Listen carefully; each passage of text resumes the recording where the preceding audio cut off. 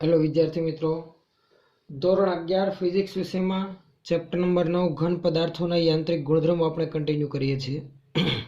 તેનો part number 10 આપણે આગળ વધીએ।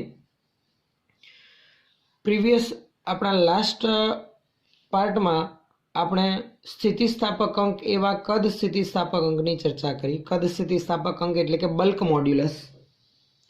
જ્યારે કોઈ પદાર્થની સપાટી પર સપાટીના લંબ રૂપે ચારે દિશામાંથી બળ લાગતું હોય ત્યારે એકમ ક્ષેત્રફળ દીઠ ઉદ્ભવતા પુનઃસ્થાપક બળને એટલે કે એ પ્રતિબળને આપણે કદ પ્રતિબળ કહીએ છીએ અને તે દરમિયાન ઉદ્ભવતી વિકૃતિને કદ વિકૃતિ કહીએ છીએ અને એ કદ પ્રતિબળ અને કદ વિકૃતિના ગુણોત્તરને આપણે કદ સ્થિતિસ્થાપક અંક અથવા તો કહીએ છીએ બલ્ક મોડ્યુલસ। ઉપરાંત એક અગત્યની ભૌતિક રાશિ બીજી પણ ધ્યાનમાં લીધી કે બલ્ક મોડ્યુલસના વ્યસ્તને શું કહેવામાં આવે છે? દબનીયતા કહે છે। તો બલ્ક મોડ્યુલસ આધારિત સ્વાધ્યાયના જે પ્રશ્નો આપણને ટેક્સ્ટ બુકમાં આપેલા છે તે આપણે આજના વિડીયો લેક્ચરમાં ચર્ચા કરીશું। શરૂઆત કરીએ સ્વાધ્યાયનો 9.10 નંબરનો પ્રશ્ન, 9.13 નંબરનો પ્રશ્ન, મારી મિસ્ટેક થઈ। જે ઊંડાઈએ દબાણ 80 એટમોસ્ફિયર હોય ત્યાં પાણીની ઘનતા શોધો।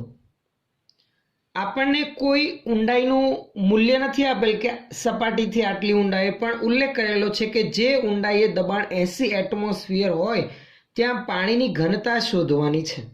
એટલે સપાટીથી અમુક ઊંડાઈએ દબાણ આપી દીધેલ છે અને તે જ ઊંડાઈએ પાણીની ઘનતાનું ગણતરી કરવાનું આપણને પૂછેલું છે। સપાટી પર પાણીની ઘનતા 1.03 ગુણાકારમાં 10³ કિલોગ્રામ પર મીટર ક્યુબ છે। પાણીની દબનીયતા આપણને આપી દીધેલ છે જે છે 45.8 × 10⁻11 પાસ્કલ ઇનવર્સ। 1 પાસ્કલ બરાબર 1 ન્યૂટન પર મીટર સ્ક્વેર। હવે ધ્યાન આપજો, દબનીયતા પરથી આપણે કઈ રીતે ઘનતા મેળવીશું? તો સૌથી પહેલા તો મિત્રો આપણને સપાટી પરની ઘનતા આપી દેલી છે, ઊંડાઈ પરની ઘનતા મેળવવાની। તો શું ઊંડાઈ એ ઘનતામાં ફેરફાર થાય? તો કે જરાક વિચારો, સપાટીથી જેમ ઊંડાઈએ જઈએ તેમ કોઈ પણ ચોક્કસ ઊંડાઈએ ઉપર રહેલા બાકીના બધા જ પ્રવાહીના એ દ્રવ્યના જથ્થાનું દબાણ અનુભવાતું હશે અને એ દબાણના લીધે અણુ વચ્ચેના અંતરમાં ઘટાડો થયો છે અને વચ્ચેના સાપેક્ષ અંતરમાં ઘટાડો થવાના લીધે ઘનતામાં વધારો થયો હશે। આથી ઘનતામાં જે ફેરફાર થતા ઘનતા બદલાયેલી છે સપાટીની સરખામણીમાં, એ નવી ઘનતા આપણે મેળવવાની છે। તો સૌથી પહેલા તો આપણે ઉલ્લેખ કરી રાખીએ કે ધારો કે પ્રવાહીની સપાટી પર ઘનતા ρ અને ઊંડાઈએ ઘનતા ρ' છે તથા સપાટી પર પાણીનું કદ v વડે દર્શાવે અને આપેલી ઊંડાઈએ કદ ધારો કે v' છે તેમ ધ્યાનમાં લઈએ। લખી રાખીએ, ધારો કે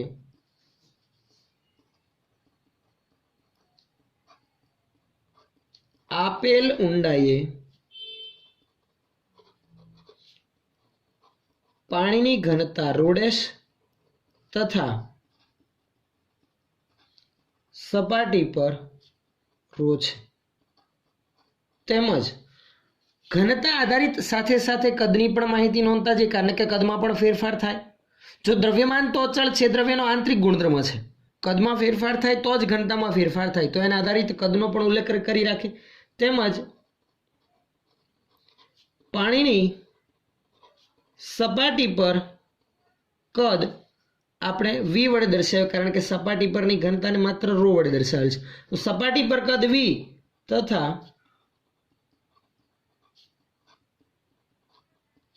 આપેલ ઊંડાઈએ કદ v' છે। અહીંયા મિત્રો એટલો તો ખ્યાલ છે જ કે અહીં કયું કદ વધુ હશે? તો કે સપાટી પરના અણુની સરખામણીમાં ઊંડાઈએ કદમાં ઘટાડો થયો છે, કારણ કે સપાટી પરના અણુ નોર્મલ સ્થિતિમાં છે, બહારનું ખાલી વાતાવરણ દબાણ જ હશે। જ્યારે ઊંડાઈએ જે તેમ શું થશે? ઉપરના બધા જ પાણીનું એ પાણીના અણુ પર દબાણના લીધે અંદર રહેલા પાણીના અણુઓ નજીક આવતા કદમાં કંઈક ઘટાડો થયો છે। આથી લખી શકાય અહીંયા v શું છે? v' છે। આ નોર્મલ એક વસ્તુ જે આપણને ખબર હોવી જોઈએ।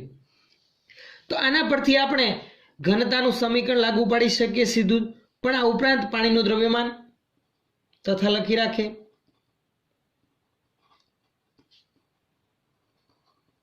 પાણીનું દ્રવ્યમાન m છે એ તો અચળ જ રહેવાનું છે, સપાટી પર કે ઊંડાઈએ દ્રવ્યમાનમાં ફેરફાર થવાનો નથી. માટે ઘનતા બરાબર દળ ભાગ્યા કદ મુજબ આપણે આમ લખી શકીએ ને, રો બરાબર દળ એમના છેદમાં કદ વી અને રો ડેશ બરાબર દળ એમના છેદમાં કદ આવશે વી ડેશ. ખ્યાલ આવે છે? હવે સપાટી પરની ઘનતાનું મૂલ્ય આપી દીધેલું છે. આપેલ ઊંડાઈ ઘનતા મેળવવા માટે દબનીયતાનો ઉપયોગ કરવાનો રહેશે. જો દબનીયતા આપણને આપેલી છે, અહીંયા સમજૂતી માટે જરાક આપણે એક નાની એવી માહિતી ધ્યાનમાં લઈ રાખીએ. જો દબનીયતા કે બરાબર શું આવશે? 1/, બલ્ક મોડ્યુલસ. બલ્ક મોડ્યુલસનું સમીકરણ યાદ કરો તો દબાણના છેદમાં કદ વિકૃતિ, અંશમાં આવી જશે ડેલ્ટા વી અપન વી અને છેદમાં આવશે દબાણ પી. એટલે આ પ્રકારનું સમીકરણ આપણને કંઈક મળશે. હવે જો અહીંયા કેનું મૂલ્ય આપણી પાસે છે, આપણી પાસે દબાણ પણ છે. જુઓ કેટલું? 80 એટમોસ્ફિયર. માત્ર ડેલ્ટા વી અપન વી નથી જે આપણે મેળવવું પડશે. તો એની ગણતરી આપણે આગળ વધારીએ. સૌથી પહેલા કદનો ફેરફાર ડેલ્ટા વી મેળવી રાખીએ. માટે કદમાં થતો ફેરફાર સ્વાભાવિક રીતે ઘટાડો થયો હશે. ફેરફાર તરીકે આપણે લખી શકીએ ઘટાડો, જેને આપણે દર્શાવીશું ડેલ્ટા વી વડે. કેટલું? તો કે ડેલ્ટા વી બરાબર સપાટી પર કદ વધુ ઊંડાઈએ ઓછું હશે તો કદનો ફેરફાર કે ઘટાડો વી માઇનસ વી ડેશ વડે મેળવીશું. ખ્યાલ આવે છે? કારણ કે મોટા મૂલ્યમાંથી નાનું મૂલ્ય આપણે બાદ કરીએ. વી બરાબર આપણે આના પરથી લખી શકાય એમ અપન રો, અને આ સમીકરણ પરથી એમ અપન રો ડેશ. તો એ કિંમત લખી રાખીએ. માટે ડેલ્ટા વી બરાબર વીની જગ્યા પર એમ અપન રો માઇનસ વી ડેશની જગ્યા પર એમ અપન રો ડેશ. એમ કોમન કાઢું તો 1 અપન રો માઇનસ 1 અપન રો ડેશ. હવે જાણો આપણે ડેલ્ટા વીના છેદમાં વી જોઈએ છે, તો ડેલ્ટા વીના છેદમાં વી વડે હું ભાગાકાર કરું છું. તો એમ 1 અપન રો માઇનસ 1 અપન રો ડેશ. આના ભાગાકારમાં વી આવશે, કેમ કે ડાબી બાજુ આપણે ભાગાકાર વી વડે કર્યો તો જમણી બાજુ પણ વી વડે જ ભાગાકાર. કદ વડે હું ભાગાકાર કરું તો વીનું મૂલ્ય તો હમણાં જ આપણે લખ્યું વી બરાબર એમ અપન રો. તો વી છેદમાં હોવાથી એમ છેદમાં ને છેદના છેદમાંથી રો અંશમાં. ખબર પડી? આખાના છેદમાં વી એ વીની કિંમત મૂકી એમ અપન રો, એમ છેદમાં છેદના છેદમાંથી રો અંશમાં. અહીંયા આ એમ કેન્સલ થઈ જશે, રો અંદર ગુણાકારમાં આવશે. તો આવું પદ બની ગયું ડેલ્ટા વી અપન વી બરાબર રો અંદર ગુણાકારમાં આપીએ તો 1 અપન રો ઇન્ટુ રો થઈ જશે 1 માઇનસ રોના છેદમાં રો ડેશ. આ પદમાં ખ્યાલ આવી ગયો? ઓકે, ચાલો ડેલ્ટા વી અપન વી આપણને મળી ગયું છે. સમીકરણમાં સીધી કિંમત મુકાય. જો રો સપાટી પરની ઘનતા છે, રો ડેશ આપેલી ઊંડાઈ ઘનતા મેળવવાની છે, જે આપણને મળી જશે. સમીકરણમાં બધી કિંમત મૂકીશું એટલે સીધું દબનીયતાના સમીકરણ પર જઈએ. આથી દબનીયતા કે બરાબર 1/, બલ્ક મોડ્યુલસ. 1/, બલ્ક મોડ્યુલસ એટલે કે અહીંયા સમીકરણ લખેલું છે એમ ડેલ્ટા વીના છેદમાં વી, અને જે દબાણ અંશમાં હતું એ ક્યાં આવી જશે? છેદમાં આવી જશે. આમ લખાય? ચાલો હવે ધ્યાન આપજો. ડેલ્ટા વી અપન વીની કિંમત છે, લખી રાખીએ. આથી સમીકરણ બની ગયું. જુઓ કે બરાબર આ કે દબનીયતા છે 1/, પી એમનું એમ ડેલ્ટા વી અપન વી એટલે 1 માઇનસ રો અપન રો ડેશ. આમાં આપણે મેળવવાનું છે રો ડેશ, તો એને સમીકરણો કરતા બનાવવું પડશે. તો પી સામે ગુણાકારમાં લઈ જઈએ તો આ લખાશે આમ દબનીયતા કે ઇન્ટુ દબાણ પી બરાબર 1 માઇનસ રો અપન રો ડેશ. અહીંયા આપેલી કિંમત લખી રાખીએ. અહીં કે બરાબર છે દબનીયતા 45.8 ગુણાકારમાં 10⁻11 પાસ્કલ ઇનવર્સ તથા દબાણ પી એ છે 80 એટમોસ્ફિયર. તો 80 ગુણાકારમાં 1 એટમોસ્ફિયર એટલે કે 1.013 ગુણાકારમાં 10⁵ પાસ્કલ આવે. બરાબર છે? તો આ બંને કિંમત મૂકી રાખીએ અને ગણતરી બાકીની આગળ વધારીએ. ઓકે, ચાલો આ બંને કિંમત અહીંયા મૂકી રાખીએ. માટે 45.8 ગુણાકારમાં 10⁻11 ગુણાકારમાં દબાણનું મૂલ્ય 80 ગુણાકારમાં 1.013 ગુણાકારમાં 10⁵ પાસ્કલ બરાબર 1 માઇનસ રોનું મૂલ્ય 1.03 ગુણાકારમાં 10⁻ 3 ઘાત, સોરી 5 નથી, અહીંયા 3 છે, અને છેદમાં રો ડેશ. ઓકે, ક્લિયર ખ્યાલ આવે છે? હવે અહીંયા રો ડેશની કિંમત મેળવવા માટે આ જે પદ છે ને એને કરતા જે માઇનસ છે સામેની બાજુ લઈ જાય તો પ્લસ, અને આનું સાદરૂપ તમે આવશો તો આની ગણતરી કરતા મૂલ્ય 0.9962 જેટલું 6288 જેટલું મળશે. જો હું એક વખત પહેલા અહીં લખી રાખું, જુઓ આ મૂલ્ય 0.996288, આ ડાબી બાજુની ગણતરી બરાબર 1 minus 1.03 into 10³ divide by rho dash. હવે આને હું જમણી બાજુ લાવું તો એ થઈ જશે પ્લસ, તો આવું થયું 1.03 into 10³ divide by rho dash બરાબર 1 માઇનસ 0.996288. ચાલો હવે આની ગણતરી કરીએ બાદબાકી, અને પછી એ પદને સામે છેદમાં લઈ જઈને રો ડેશને કરતા બનાવી તો બાકી રહેલા પદનું સાદરૂપ આપતા આપણને રો ડેશ મળશે. આથી આમ લખી શકાય રો ડેશ બરાબર 1.03 ગુણાકારમાં 10³ ઘાત. આમાં આની જે ગણતરી કરતા પરિણામ આવે છે એને સામેની બાજુ છેદમાં લખવાનું રહેશે. સોરી, અહીંયા જે પદ આવ્યું ને એ આ બાદબાકી કરતા આપણને મળશે, એટલે આ જે આખું પદ આવ્યું અને સામે લઈ જતા, એક જ મિનિટ, કંઈક નાની મિસ્ટેક થઈ છે, આને હું સામે લઈ જઈશ તો આ પદ આપણું બનશે આવું. જુઓ અહીંયા જે ડાબી બાજુનું જે પદ હતું આ, એને 1માંથી બાદ કરીશું ત્યારે આપણું પરિણામ 0.996288 આવશે. સામાન્ય ગણતરીમાંથી આ જે ગણતરી થતા પરિણામ આવે એને 1માંથી બાદ કરતા આપણું પરિણામ આવશે, બરાબર? એટલે અહીંયા આવશે ઇઝ ઇક્વલ ટુ વચ્ચે. હવે એને સામે ભાગાકારમાં લઈ જઈએ તો સીધું જ રો ડેશ બરાબર 1.03 ગુણાકારમાં 10³ ઘાત ભાગાકારમાં 0.996288. તો હવે આપણું રો ડેશ કંઈક આ પ્રમાણે મળશે. ગણતરી કરશો તો 1034 જેટલું કંઈક મૂલ્ય મળી આવે છે કિલોગ્રામ પ્રતિ મીટર ક્યુબ. અને આપણે આમ પણ લખી શકાય 1.034 ગુણાકારમાં 10³ ઘાત કિલોગ્રામ પર મીટર ક્યુબ. મિત્રો આ ગણતરી કેલ્ક્યુલેટરમાં કરેલ છે મેં, એટલે હું ગણતરી કર્યા વગર સીધી હમણાં લખી રાખું છું. કદાચ જો મિસ્ટેક રહી ગઈ હોય તો તમે વેરીફાઈ કરી રાખવી. આ થશે આપેલ ઊંડાઈએ પાણીની ઘનતાનું મૂલ્ય 1.034 ગુણાકારમાં 10³ ઘાત. જે સપાટી પર છે એના કરતાં કંઈક વધારો નોંધાય છે 0.004નો. એનું કારણ ઉપર રહેલા પાણીનું લાગતું દબાણ. ચાલો આગળ સ્વાધ્યાયનો 9.14 નંબરનો પ્રશ્ન કન્ટિન્યુ કરીએ. 10 એટમોસ્ફિયર જેટલા હાઇડ્રોલિક દબાણ હેઠળ રહેલા કાચના ચોસલા માટે કદના આંશિક ફેરફારની ગણતરી કરવાની છે. કદનો આંશિક ફેરફાર એટલે કે ડેલ્ટા V/V નું પ્રતિશત પ્રમાણ, ટકાવાર પ્રમાણ મેળવવાનું થયું. કદનો આંશિક ફેરફાર લખેલ છે એટલે માત્ર જો કદનો ફેરફાર લખેલો હોત તો ડેલ્ટા V. હવે કાચના ચોસલાની વાત થયેલી છે, તેના પર આટલું હાઇડ્રોલિક દબાણ એટલે કે તરલ દ્વારા લાગતું દબાણ આપણને આપી દીધેલું છે. તો લખી રાખીએ અહીં દબાણ P બરાબર 10 એટમોસ્ફિયર એટલે કે 10 ગુણાકારમાં 1 એટમોસ્ફિયરનું મૂલ્ય 1.013 ગુણાકારમાં 10⁵ પાસ્કલ. હમણાં આમનું આમ રાખીએ છીએ, બરાબર? કદના આંશિક ફેરફારની ગણતરી આપણે બલ્ક મોડ્યુલસ પરથી મેળવી શકીએ કારણ કે દબાણ આપેલું છે. માટે કાચનો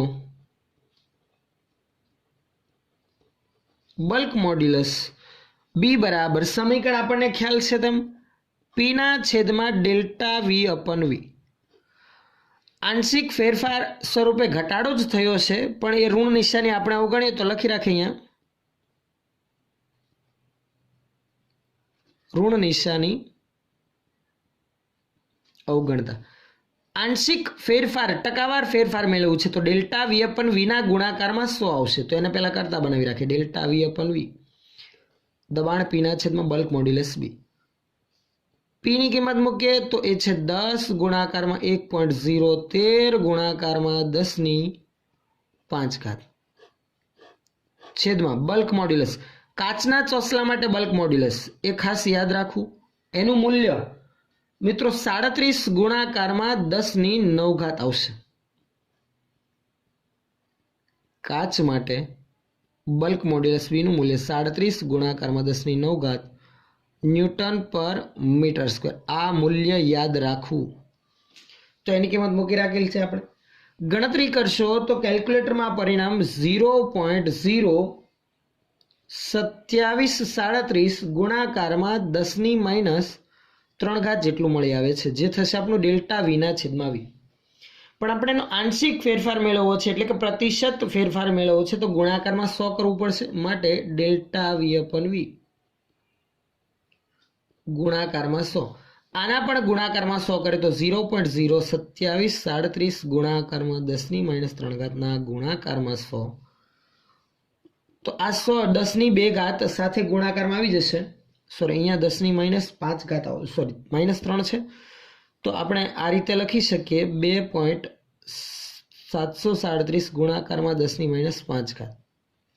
અથવા જો એમને રાખીને 100 વડે ગુણાકાર કરે તો આ પરિણામ આમ પણ લખાય 0.02737 × 10⁻⁻1 પ્રતિશત ફેરફાર. આને આમ લખીએ તો લખાય 2.737 × 10⁻³ આટલો પ્રતિશત ફેરફાર નોંધાશે. આંશિક ફેરફાર નોંધાશે કદમાં. કાચના ચોસલાના કદમાં હાઇડ્રોલિક દબાણના લીધે નોંધાતો ફેરફાર આટલો મળશે. બાકીના સ્વાધ્યાયના પ્રશ્નો તરફ આપણે આગળ વધીએ. સ્વાધ્યાયનો 9.15 નંબરનો પ્રશ્ન.